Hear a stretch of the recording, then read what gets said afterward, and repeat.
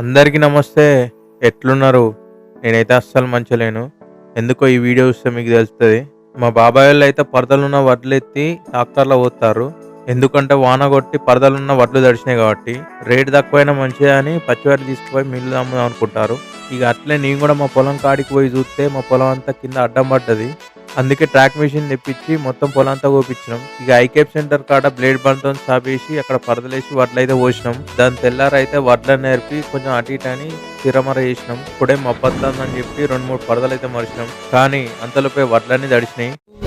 రైతు రైతు రైతో పాడుగాను నీ రాతో మెతుకు మెతుకుపై నీ పేరున్న మెతుకులాట నీ బతుకు చివరకు చేరుతుంది ఏ చితికు నువ్వు పండించే ధాన్యమే దేవుని. దాని తర్వాత రోజు అయితే సూర్యుడైతే వచ్చిండు.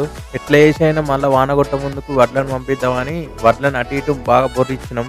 వడ్లయితే మ్యాచర్ వచ్చినాయి. కుప్ప పోసినాం. బార్దాన్ని తెచ్చి సంచులలో నింపించి ఐకేప్ మిల్క్ అయితే పంపించినాం.